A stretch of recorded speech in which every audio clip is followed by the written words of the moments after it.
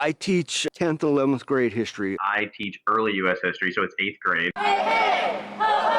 They are among Florida history teachers caught in the middle of teaching America's complicated past amid the state's increasingly combative politics of today. History is our story, and it's ugly. David Calhoun has been teaching in Hillsborough County for more than 20 years. He's got a problem teaching the state's newest standards. It's not the truth. So it's inaccurate. It's very inaccurate. Florida's newly approved high school curriculum includes instruction on how violence was perpetrated against and by African Americans during some high-profile race massacres, including the 1920 Ocoee massacre near Orlando, when a black man trying to vote was attacked by a white mob. Calhoun says the state's new guidelines suggesting black people contributed to the bloodshed at the time distort the facts since they were forced to defend themselves. As a result, he says, the new benchmark won't show up in his class. We're going to teach the truth, and that standard is not the truth. Now, we're not going to stand in class and say, hey, the state school board got this wrong. We'll simply just not talk about it.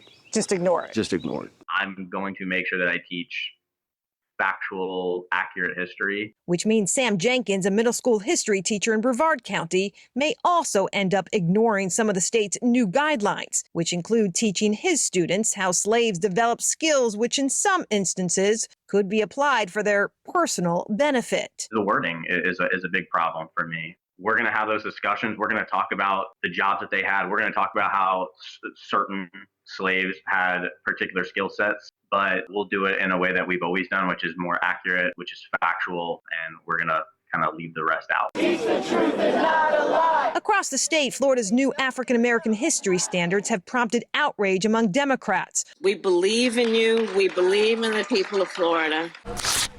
That's my teaching certificate. Rallies and protests among some citizens and teachers. The National Council for History Education released a statement condemning the state's new standards while supporting history teachers who may be too afraid to speak up. Teachers are not in agreement with a lot of these standards, but they're fearful that if they speak out against these standards, that they might lose their position. And in Miami Thursday night, a community town hall resulted in a no-show by Florida's Education Commissioner Manny Diaz, who claimed he was too busy visiting schools to attend the 7 p.m. forum. But he's defended the standards. If anyone takes the time to actually look at the standards, you can see that everything is covered. I find it highly offensive. Still, teachers voiced their concerns over the new standards and their plans to teach or not teach them. I have to be extremely careful with what I say, how I say it. I have to be careful with how my students question and, to direct their way of thinking, and then with parents as well. So it kind of puts me in a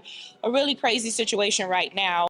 This new curriculum is not being fully implemented until next year, leaving districts more time to figure out what teachers can and can't say without breaking state law.